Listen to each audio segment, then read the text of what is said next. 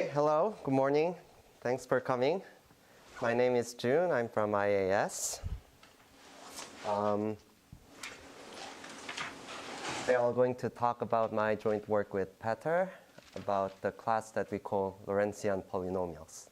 So I'm relatively a newcomer to the field. My initial training is in algebraic geometry.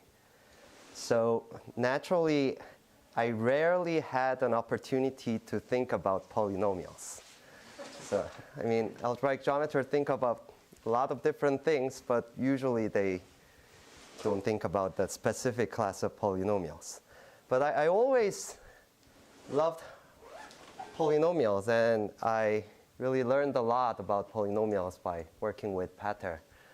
And I truly enjoyed the process. So this is my first experience of doing sort of a hand-to-hand combat with specific class of polynomials.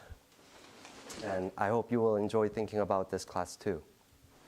So if you think this topic is interesting, you should also attend the talk of Cynthia on today and quiz talk tomorrow, because they were going to talk about closely related topics.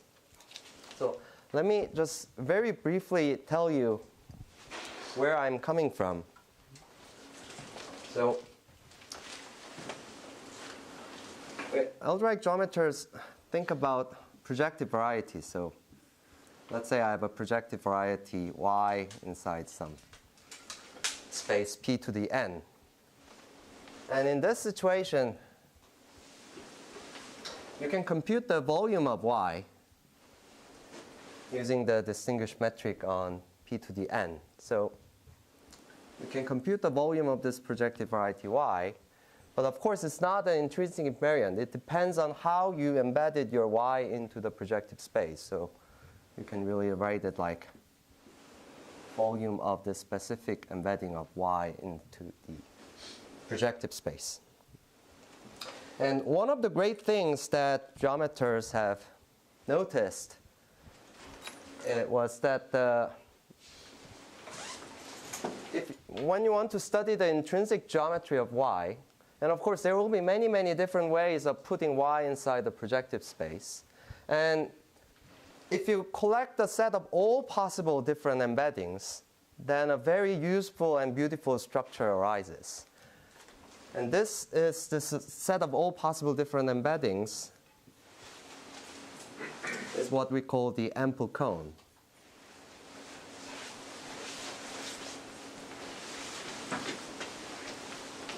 It's a some open convex cone inside a some finite dimensional real vector space. And we say that it's a convex cone essentially because we can add or multiply two different embeddings. Because if you have one embedding into the projective space and another embedding into the projective space, you can now use the fact that the product of projective spaces can be somehow naturally embedded in a larger projective space to add two different projective embeddings of y to get another projective embedding. So now if you consider this totality of possible projective embeddings, this process of computing the volume of y becomes a function. So for every point in here, in the ample cone of y, you have a projective embedding, and you can compute the volume of y with respect to that embedding. And the Hodge theory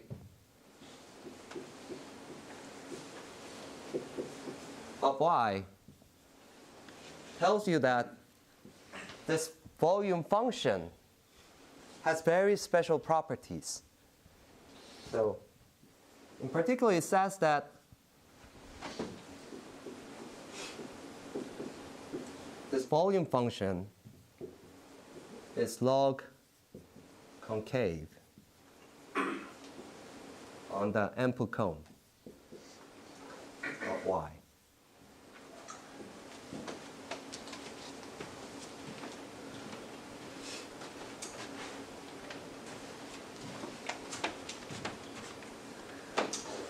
So that's a very beautiful fact, but it poses certain natural questions, especially natural from the point of view of a modern algebraic geometry.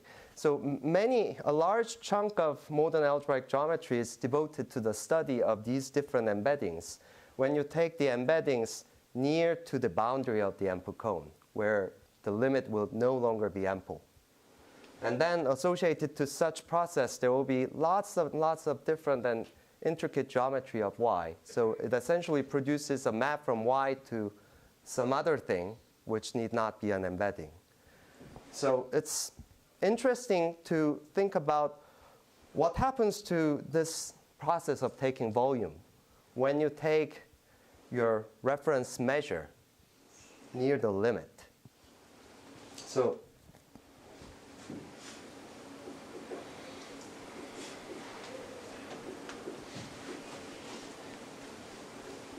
that's how we came to the notion of what we now call Lorentzian polynomials. And you can prove a lot about this class that I'm going to shortly define. But one thing that is most fascinating to me is that it quite naturally links two different notions of convexity. So there's the usual and the obvious notion of continuous convexity. And there is a discrete analog of the notion of convexity under the name of discrete convex analysis. And the Lorentzian polynomials quite smoothly links these two notions. So what am I talking about? So suppose you have a polynomial in many variables. Maybe it has real coefficients. Then you can view it as a function. But you can view it as a function in two different ways. Of course, you can view it in the usual way. Say your polynomial is f. And if you have n variables, then you can view it as a function from all n to all. So this is where you just evaluate points. So evaluations of f will be values of this function. But you can also view it as a function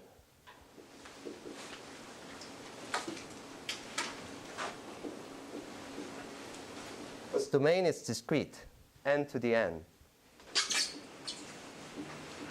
the r, where the function is almost everywhere 0, and where it's non-zero, it simply takes coefficients, where you identify the domain as a set of all possible monomials. And I suppose everyone who loves polynomial have wondered how these two functions are related to each other. And in this theory of Lorentzian polynomials, the notion of convexity in this sense and that sense are very tightly glued to each other in the sense that I'm going to tell you soon. So let me start defining this class. So everything I'm going to say is essentially a multivariate calculus. All the homeworks I did in multivariate calculus classes, I did it for today. So let's start from introducing some symbols. So H, D, N. By that, I mean the set of all degree D homogeneous polynomials in n variables with coefficients in R. So that's a finite dimensional vector space over the real numbers. And I'll start from the case when D equals 2, so quadratic forms.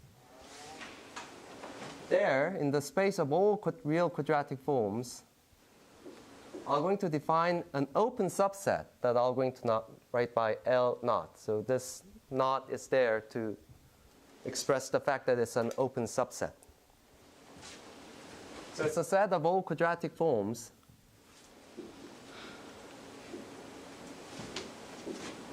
with positive coefficients.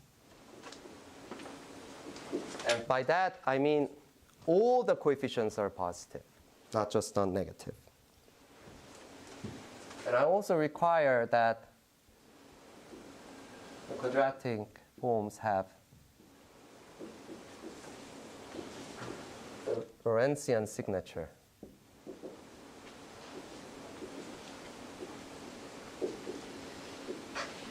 By which I mean plus, minus, minus, minus, minus.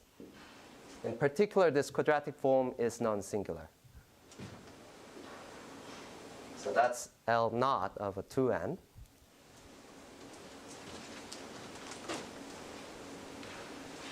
And L naught of a dn for d larger than 2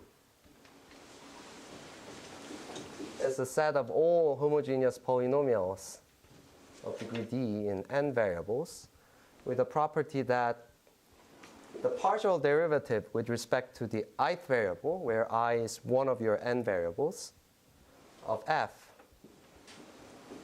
belongs to L naught of a d minus 1 to the n for all I.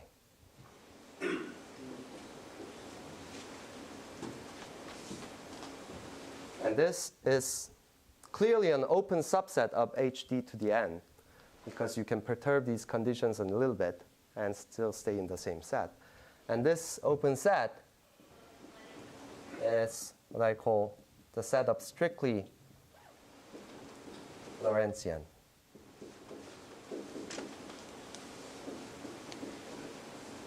Polynomials.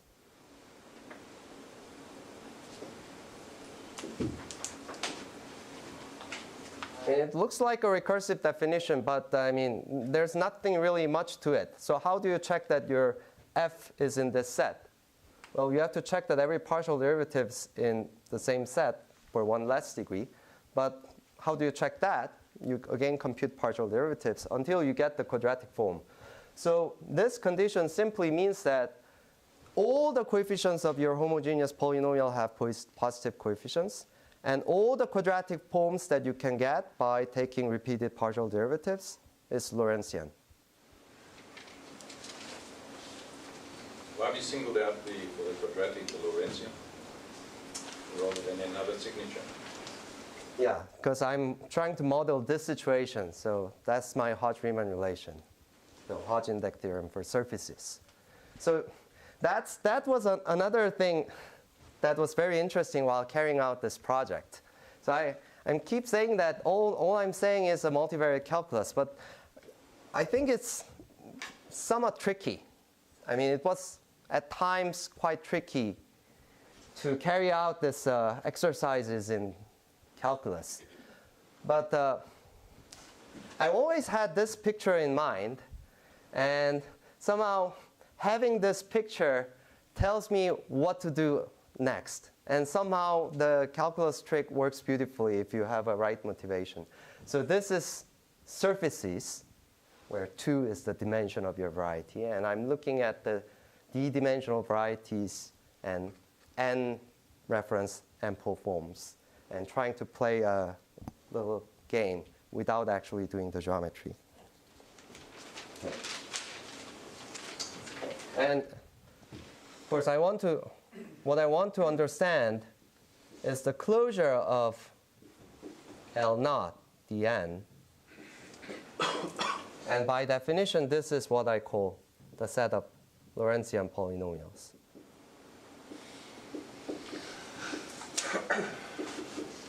So this is what I would get as limit of volume polynomials in a sense.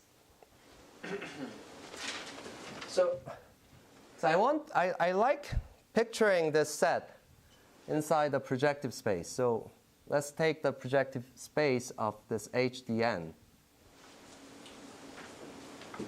And then I'm going to have an image of this open subset of strictly Lorentzian polynomials. So some open subset. And in fact, this open subset is contractible. And what I am interested in is what kind of polynomials you get in the boundary of this open subset. So there are some obvious conditions that anything in the boundary should satisfy.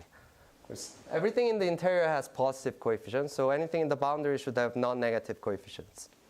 And everything in the interior has associated quadratic forms, which is Lorentzian. So if it's a limit of such things, then at the limit, your quadratic forms should have at most one positive eigenvalue. So that's the condition. But what makes things interesting is that this is not all. So here's a non-example of a cubic form. So maybe my f has two variables, w1 to the cube and w2 to the cube. And well, it has all the non-negative coefficients, and the partial derivatives are very nice. Certainly they have non-negative coefficients and have at most one positive eigenvalue. And these two clearly belongs to the closure of L0 to n. But it's not too hard to convince yourself that f itself is not in the closure. So f is somewhere here. You cannot express f as a limit of strictly Lorentzian polynomials.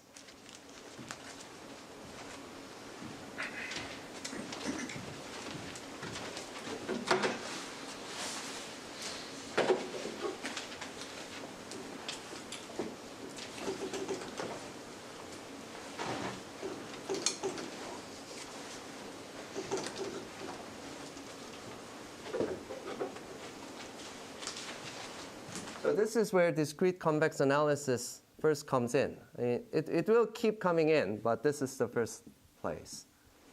So let me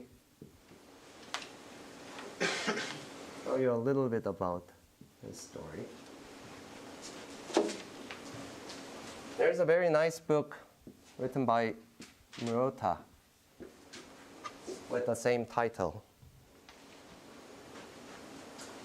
So I'm not going to fully justify why what I'm writing here is the correct discrete analog of the convexity. But at least I'll try to make some sense out of it. So here's a definition. Suppose you have a subset of something like n to the n. And you want to say whether such J is convex or not. And of course, clearly you want J to be the set of all integral points of its convex hull. But the point of the discrete convex analysis is that this is not enough. So you have to impose stronger conditions. And one condition that turns out to work out beautifully is this notion of M convexity. And you say that this J is M convex if for any two elements, alpha and beta and j, and any index I, which is one of the coordinates, if ith coordinate of alpha is larger than the ith coordinate of beta, then you want the property that there is another index j in n with a property that the j's coordinate of alpha is smaller than the j's coordinate of beta, and you want alpha minus ei plus ej to be in my set J, where ei is the ith standard unit vector in n to the n, and also beta minus ej plus ei is in J. So if you know matroid theory, you will see the symmetric exchange axiom here. So what is required here is that if you look at, say, ith direction and the jth direction, and if you have some point alpha here whose ith coordinate is larger than the ith coordinate of beta, then the condition is that you should always be able to find another direction, so that if you move beta toward alpha, so by subtracting j and adding I, and if you move alpha toward beta, then these 2 points should be also in the set J. So that's the convexity condition that we are requiring.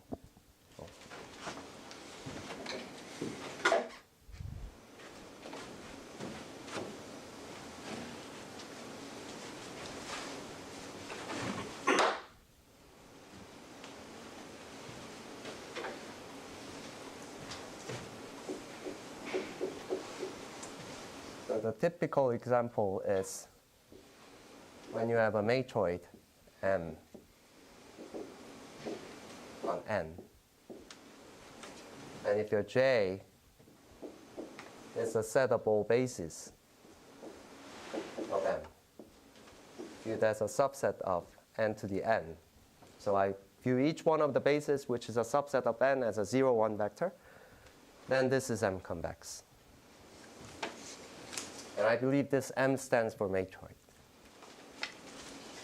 So you can think of it as a multiset analog of matroid. There are also, here I think, L convex, right? There is also L convexity. Let's not go there. Yeah. Yeah. But does it show up anywhere here?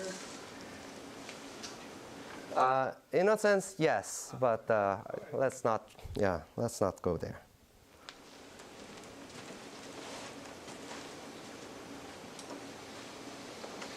Okay, so let me give you my second definition.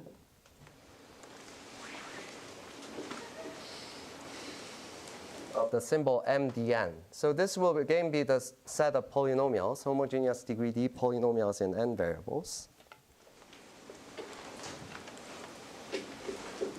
And it's the set of all forms whose support of f, by which I mean the set of all monomials that appear in the expression for f, viewed as a subset of n to the n, is M convex.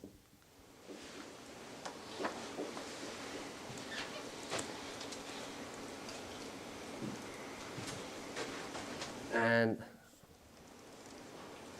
when d equals 2, I'm going to define L2n to be the set of all quadratic forms with non-negative coefficients that have at most one positive eigenvalue. So this is the set I mentioned before. And for general D, I'm going to define LDN to be the set of homogeneous polynomial whose support is M convex. And in addition to that, you want every one of the partial derivatives to be in the L to the D minus 1 to the N.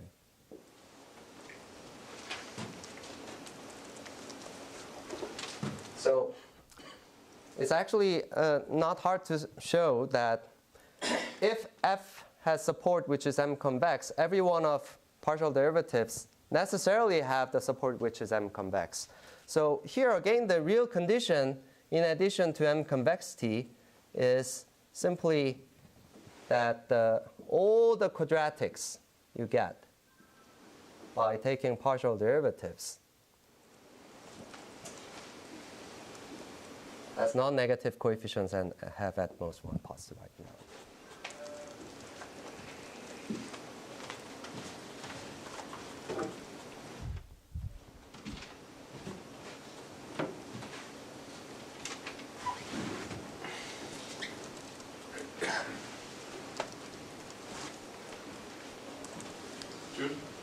Yes, is being in convex convex the same thing as being the set of lattice points in a polymatrix?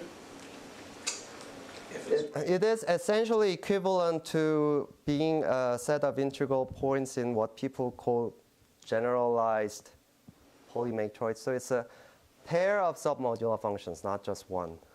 I think it's a jump system definition. Jump system is a little bit more general.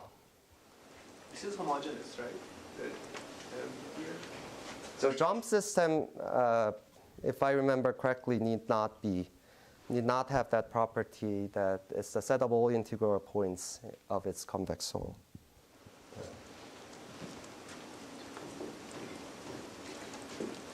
The homogeneous it implies.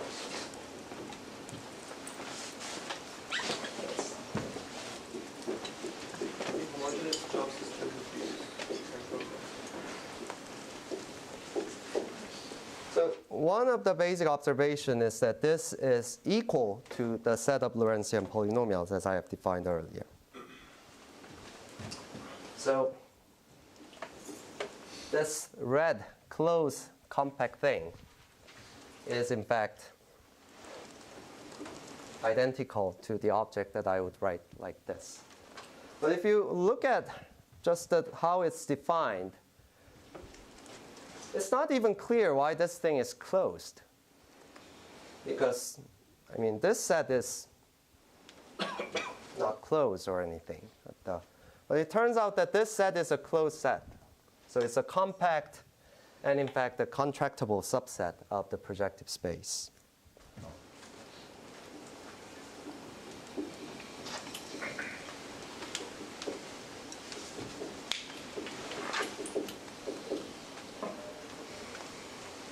Subset of the projective space. And it has contractible interior.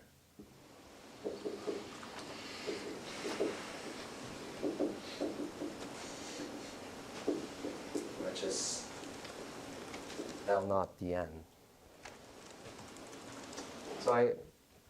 So this is very a ball-like object. And you can write it as a disjoint union of the set of Lorentzian polynomials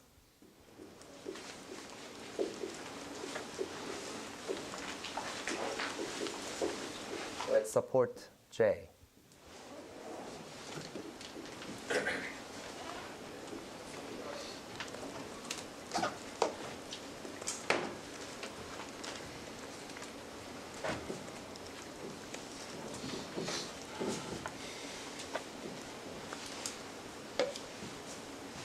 So this pattern is very interesting. So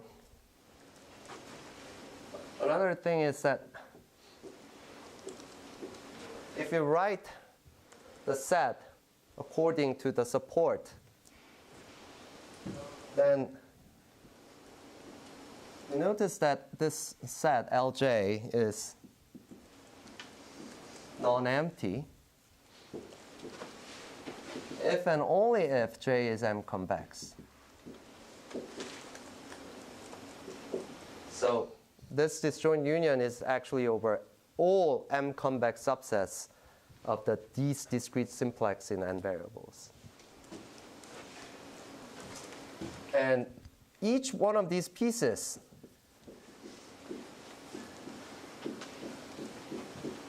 so this patch, that little patch that you see in the boundary, is contractible. Well, actually, deformation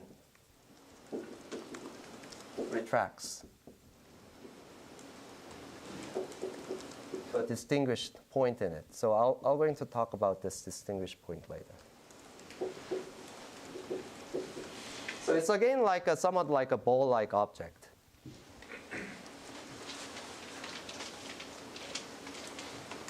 And the picture is especially pleasant if you take a linear section of the set where you only consider multi-affine polynomials.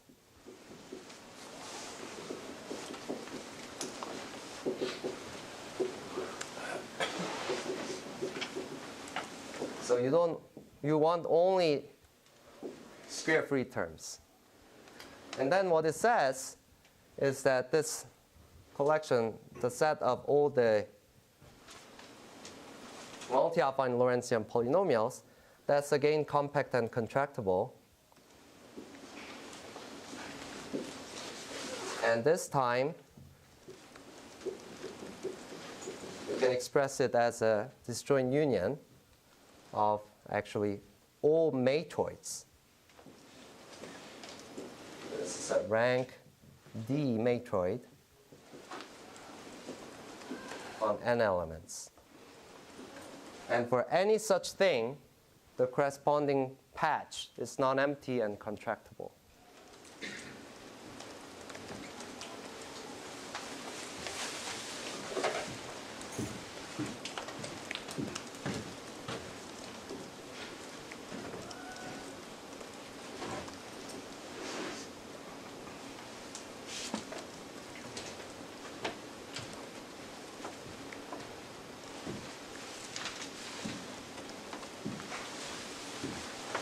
So this is roughly the picture. So I have this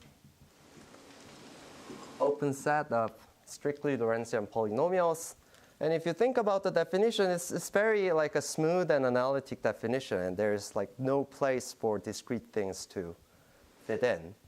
But this is another nice example of the intuition that we are sharing, that if you take the limit, then things tend to become discrete. So we have a smooth and contractible ball-like thing. If you take the closure, it's still ball-like. But a very beautiful discrete pattern appears. So it's somewhat like a soccer ball, but it's much, much more intricate. So it's covered by all these little ball-like pieces.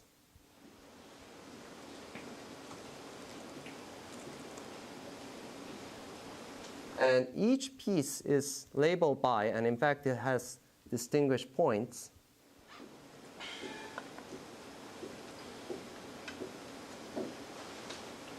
Essentially by matroids, labeled by matroids or M-convex sets. Are they actually balls or just contractible? These little pieces, I highly doubt that. Well, I don't know. Let's see. Yeah. So. And the beautiful thing is that you actually see all the matroids.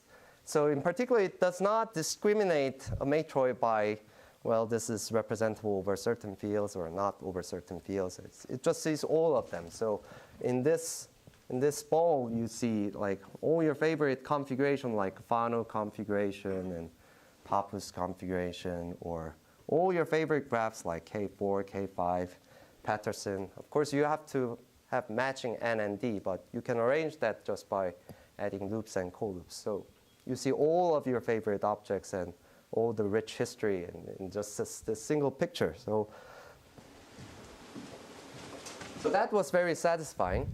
But what is actually nice about this class of Lorentzian polynomials is that it's equivalent to so many other concepts, which are apparently more strong. So one of them is this notion introduced by Hurwitz.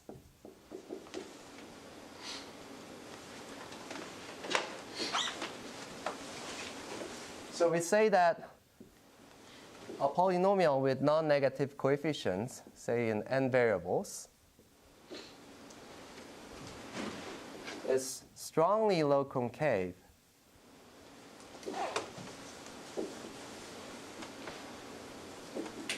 if for every alpha in n to the n, the alpha's partial derivative of f is either identically 0 or log concave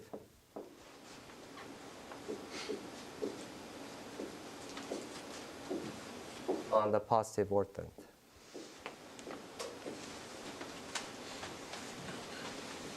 I think I also had like definition was for entire functions. Yes, yes. So maybe it's, yeah. Not, but let's just restrict to polynomials for now.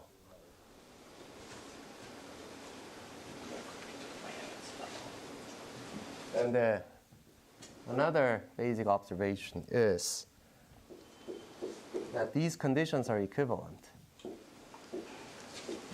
for homogeneous polynomials with non-negative coefficients.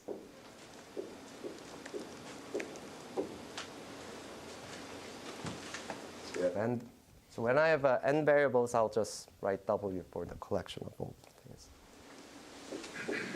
So one is that f is Lorentzian, and two is f is strongly low concave. And in fact, it's equivalent to another notion that Cynthia will introduce shortly. F is completely low concave. So I don't think any of the implication is entirely trivial. This is one place that I find it pretty amazing that how this little tricks can be found by going back to the algebraic geometric intuition. So saying that f is strongly low concave, something like this, is to an algebraic geometer is saying something like your variety y satisfies Hodge-Riemann relation. But why is it equivalent to being Lorentzian? Because this is essentially a condition on the quadratics, which is condition on the surfaces. But the basic intuition shared by most algebraic geometers is that any cohomological assertion that you make on a projective variety is that all the essence is contained in the middle of the cohomology, in the middle degree. So if you're looking at the Hodge-Riemann relations in degree 1, your variety may have very high dimension, but in degree 1, all the information should come from the case of surfaces, and that's what's happening here. Can I ask a question at this stage? If I replace R by a field with evaluation, so Yes. I have the evaluated theory. Yeah. Then 1 to 3 are equivalent. But you have to use like a field of real Puget series and so on. So they're same thing. Yeah. But that's just Tarski because your field is probably real closed. And it turns out that these are all like a first order sentences, in fact. So you don't really have to mention log or anything.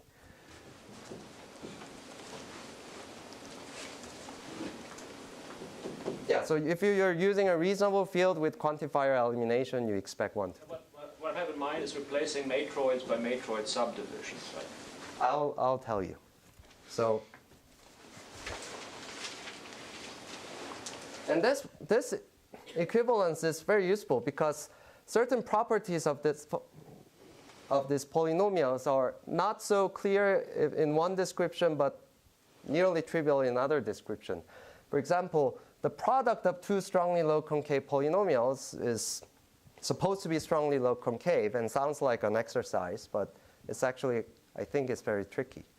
But it's almost trivial that this product of Lorentzian polynomials is Lorentzian and so on.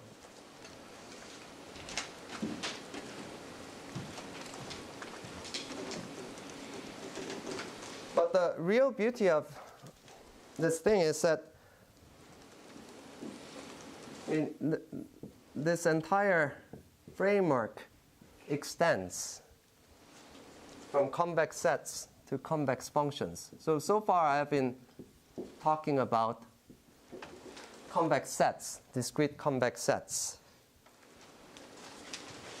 But of course, any true convex analysis should talk about convex functions and not just convex sets.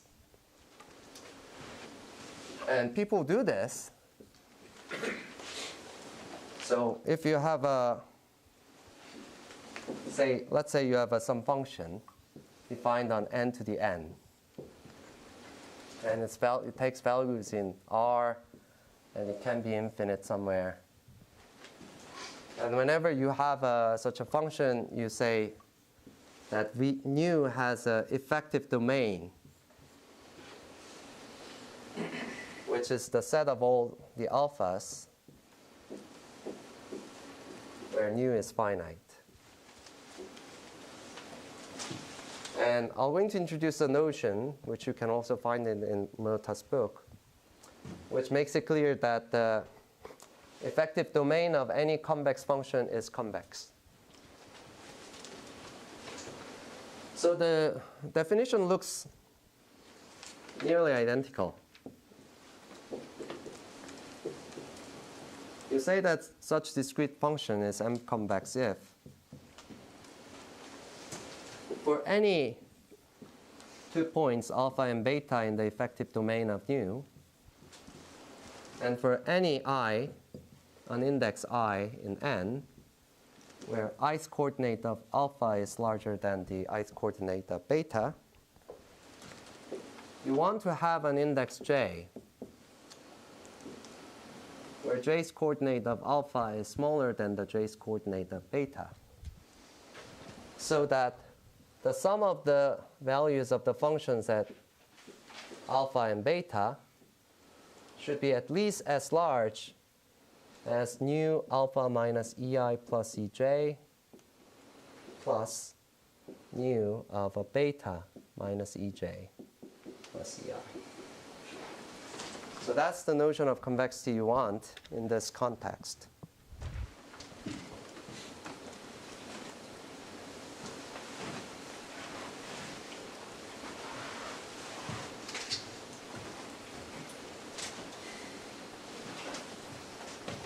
Of course, the most basic example of such function comes from convex sets. Suppose you have an M convex set, and the function nu, say j, defined by saying that its value is either 0 or infinite, depending on whether alpha is in J or alpha is not in J, is M convex.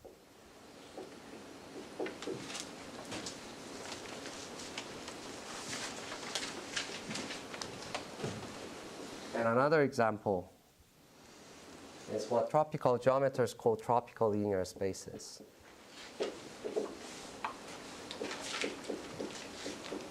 Which is another name for valuated matroid.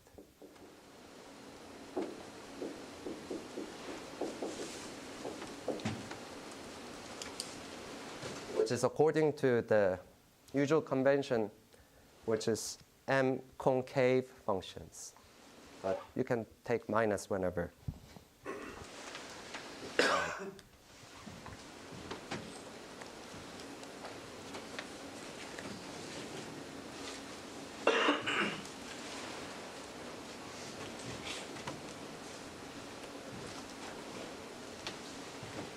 And the observation in this context is that if you have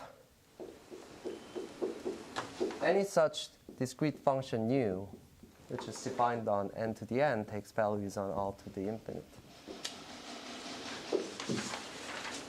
And these conditions are equivalent. The first is the convexity of nu. And the second is the Lorentzian property of the partition function of nu, so to speak. So I'm going to define a polynomial in n variables, this n, and it depends on a parameter q. So it's a family of polynomials. And it's a sum over all the points in the effective domain of nu. And the sum n corresponding to alpha is q to the nu alpha. And you have the corresponding monomial, w alpha, normalized by alpha factorial. And the statement is that this polynomial is Lorentzian for all q's in the range 0 and 1.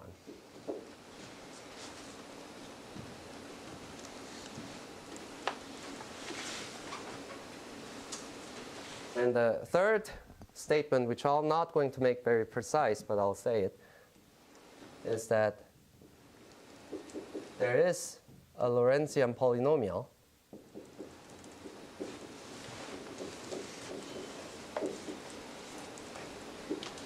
over one of Bernd's favorite non-Archimedean field, K, or let's say just a field of real Puget series with rational exponents and so on, whose tropicalization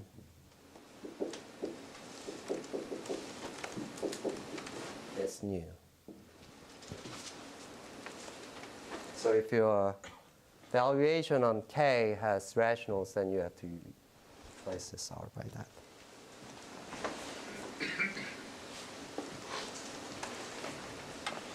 So in a sense, the discrete convex analysis is exactly the tropicalization of the theory of Lorentzian polynomials. But even disregarding this third statement that I haven't actually made precise, just as the classical part tells you some non-trivial statements. So for example, if your nu is one of these guys, the function associated to sets, then if the value of nu is either 0 or infinite, then this polynomial has nothing to do with Q. So you see that J in n to the n is M convex if and only if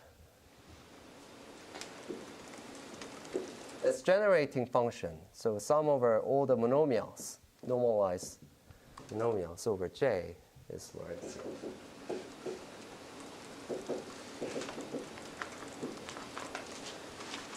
And also things like you can plug in specific Q. So for example, if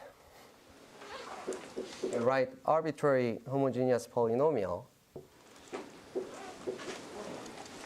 using the normalized coefficient C alpha, then you know that it's Lorentzian if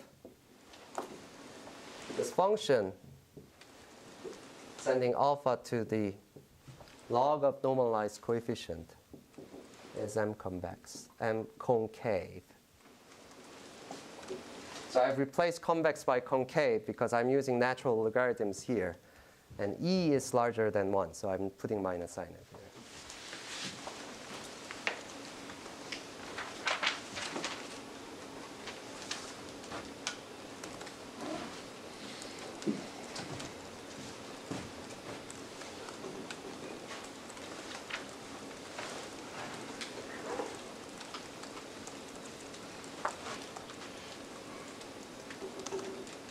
And you can play a lot of fun games. And for example, you can prove an analog of the theorem of Borchia and Branden that you are probably familiar with. So they have a characterization of linear operators that preserve stability. And the Lorentzian analog of that exactly work in the same way. And in particular, any one of your favorite operators that transforms polynomials into another polynomials probably preserves Lorentzian polynomials too. So one consequence of our Lorentzian analog of Borchia-Branden tells you that any linear operator between bounded degree polynomials that preserve homogeneity, I mean, it doesn't have to preserve homogeneity, that is homogeneous of some degree and preserve stable polynomials and preserve polynomials with non-negative coefficients, then it automatically preserves Lorentzian polynomials. So it's quite likely that one of your favorite linear operators, like a partial symmetrization or something like that, preserve Lorentzian polynomials. So this notion of M concavity, is it like the same that you take, like Alexander Frenkel in inequalities, all possible, so which involves only two guys, okay? And take kind of all possible convex combination of them, and you get this class of it will be weaker than all kind of the standard concave issue. My guess would be that this implies Alexander-Wechsel type inequality, but not the other way around. But I'm not 100% convinced. It's like if you get all possible Alexander-Wechsel inequality and you try to see inequality which you can deduce from them, like by converse combination, I think. Maybe, yeah, maybe. Maybe. Because essentially all of this is like a secretly like a condition on quadratic. So it's really, yeah. Yeah, yeah. Which is Hodge-index theorem to us. So. Okay, so let me just close it up just by showing you this picture one more time. So I have a compact contractible set. I take the closure. I see certain pattern arise in the limit. And this set of Lorentzian polynomials like contains lots of familiar objects. Like it has a large open set that, well, not open. It's a set of stable polynomials. Any stable polynomial is automatically Lorentzian, but not the other way around. And it contains all these volume polynomials of maybe of convex bodies, say, or of projective varieties. They are all Lorentzian. I don't think algebraic geometers were aware that the volume polynomials of any projective variety has M convex support. It's a very geometric assertion in concrete situations. And it has some sporadic interesting members. So you can show that something called the multivariate Tott polynomial of matroid is Lorentzian. And you can use it to prove something like very concrete and classical conjectures like Mason's conjecture and independent sets. And you can prove something like the multivariate characteristic polynomial of M matrices. It's a class of matrices where all the principal minors are positive. They are all Lorentzian. The Lorentzian property of this implies a theorem of Holtz, which is the case of one variable, so to speak. And it has a very interesting, like a ball-like patch that I mentioned before.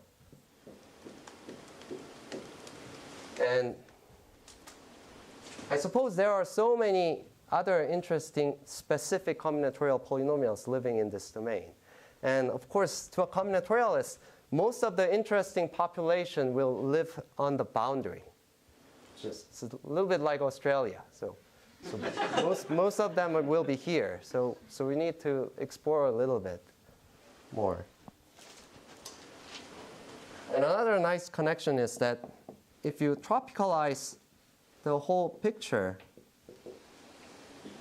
well, say, if you work with multi-affine polynomials, then you get exactly what tropical geometers call the Dressian.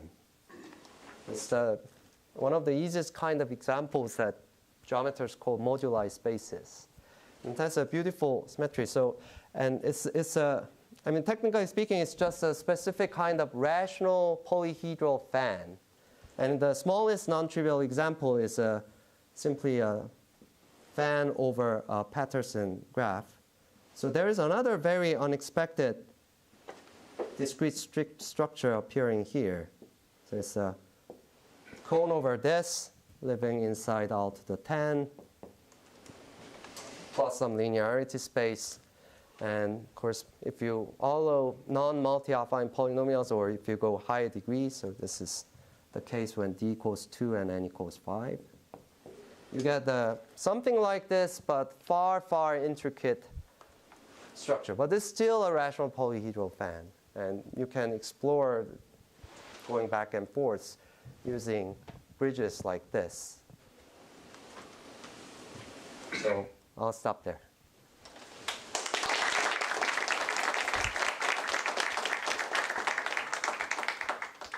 Any more questions? Go ahead. So I have a question about the motivation from projective varieties. So typically there's no choice of coordinates. I'm thinking about the cubic surface, right? So the volume polynomial will be a polynomial in several variables, but that whole notion of n convexity depends on the choice of coordinates. So can you comment? So algebraic geometry would not choose coordinates in the Picard group, but here. So here's what's happening. So I always have my parameters d and n. That's my dimensional variety. What is this n? So I have a ample cone. It's some cone. It may be crazy, but it's cone. And what I'm doing is I pick n points.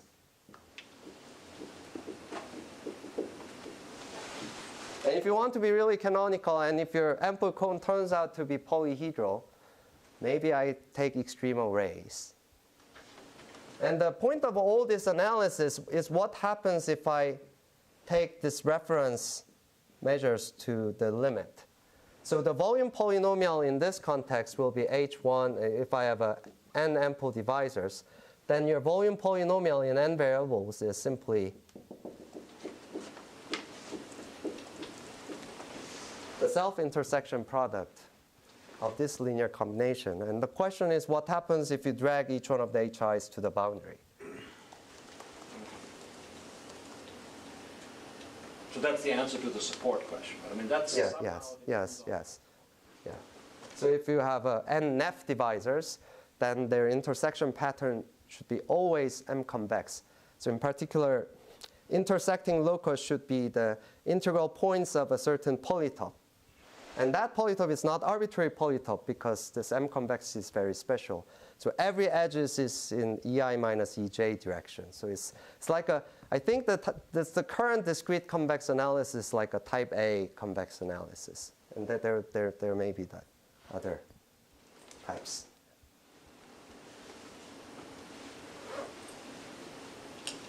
Yep. What will happen? That was one of the questions which I was thinking when I was doing that stuff. If you will go to fractional derivatives. I'm afraid I don't know what that. The coefficients derivatives. Okay. So if you make like a continuous version of the extent by fractional derivatives. So because my motivation when I was doing that was to have not m convexity, what you call, which is like level, but to get to generalize Newton inequalities and the question and the natural thing was to, which I didn't, I don't know how to do it, to extend to all points in the Newton polytope by going to fractional derivatives. And what will happen there? So that I have nothing. Yeah. Something like that. It's like I have nothing intelligent thing to say. Yeah. I don't know what fractional derivatives are. Sorry. That's one more question. What are the special points in each matroid stratum? You said there's a distinct. Oh, just what's the distinguished polynomial? Yeah, it's a generating function. I see. Just a basis check. Yeah. And the point, what makes this structure nice is that there is a very large semi-group action that contracts everything to this distinguished point. That's how I know all deformation retracts to that point. And what is a semi-group? I mean, it comes from this observation that, basically anything that preserves stable polynomials automatically preserves Lorentzians.